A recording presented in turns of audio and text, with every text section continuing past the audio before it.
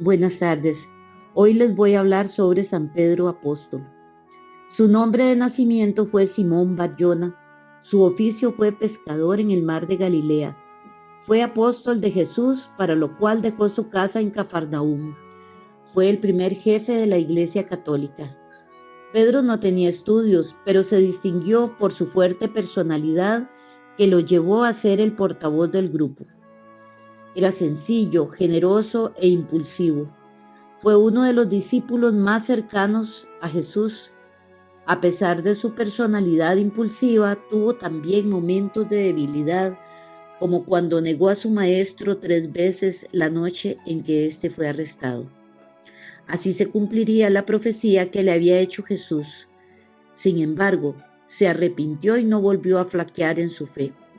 Fue al primero que se le apareció Jesús después de la resurrección. Posteriormente, se dedicó a predicar las enseñanzas de su maestro.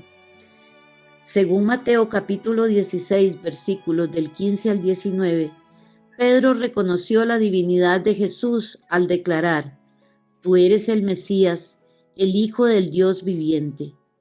Esto ocurrió en Cesarea de Filipos, al noreste del lago Tiberíades.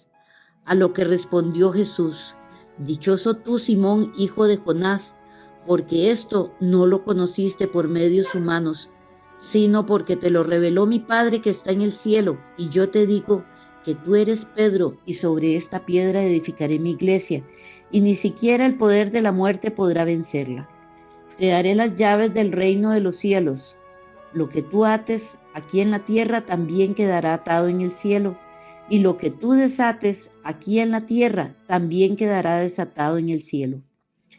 Después de la muerte y resurrección de Jesús, Pedro se convirtió en el líder de la comunidad de los primeros creyentes cristianos de Palestina y durante 15 años dirigió las oraciones, respondió a las acusaciones de herejía lanzadas por los rabinos ortodoxos y admitió a los nuevos integrantes de esta comunidad cristiana. En Hechos de los Apóstoles, capítulo 1, versículos del 23 al 26, se describe el nombramiento de Matías como apóstol para tomar el lugar de Judas, quien había traicionado a Cristo y más tarde murió. En Hechos capítulo 4, versículos del 5 al 22, se destaca la función de Pedro como abogado defensor de los apóstoles ante la corte religiosa judía en Jerusalén. En Hechos capítulo 5, versículos del 1 al 10, se destaca el papel de juez que ejerció Pedro en la disciplina de los cristianos. En Hechos de los Apóstoles se relatan también diferentes acontecimientos donde Pedro realizó curaciones, sacó demonios y realizó la introducción de los gentiles a la iglesia. Hacia el año 44 fue encarcelado por orden del rey Herodes Agripa. Sin embargo, escapó y abandonó Jerusalén, propagando la nueva religión por Siria, Asia Menor y Grecia. Asistió al llamado Concilio de Jerusalén en el año 48 o 49, donde apoyó a Pablo en la idea de abrir al cristianismo a los gentiles. En Roma fue detenido durante las persecuciones de Nerón contra los cristianos y murió crucificado cabeza abajo en forma de cruz. Según la tradición de la Iglesia, fue porque les dijo a sus torturadores que se sentía indigno de morir de la misma manera que Jesucristo había muerto. Según la tradición, su tumba se sitúa en la colina del Vaticano, donde el emperador Constantino hizo levantar en el siglo IV la Basílica de San Pedro y San Pablo. Las epístolas de San Pedro.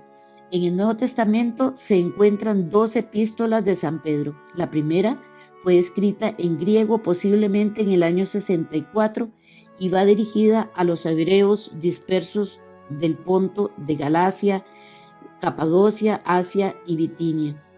Esta carta es exhortativa y en una serie de exhortaciones se expone la dignidad del cristiano, la sublimidad de su vocación y la santidad de la vida que debe ser su consecuencia.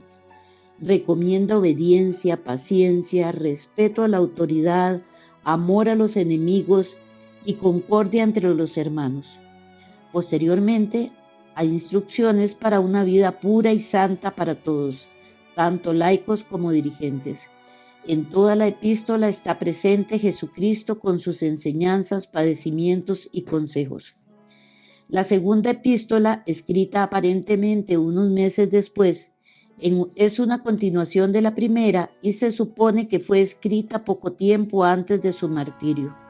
Se recuerdan en ella los principios generales según los cuales los cristianos deben ajustarse a la doctrina recibida y a la práctica de las virtudes. Condena costumbres de los falsos doctores, cuya perversión de mente y corazón describe en fuertes términos y en forma enérgica. Ataca los frívolos argumentos con que aquellos sectarios se proponen desacreditar la doctrina de los fieles. ¿Qué nos deja como enseñanza la vida de Pedro? A pesar de que Pedro fue un hombre rudo, de carácter impetuoso, sin estudios y pecador, a tal grado que negó a su maestro, se arrepintió y fue fiel a sus enseñanzas. Trabajó para difundir su mensaje hasta el fin de su vida.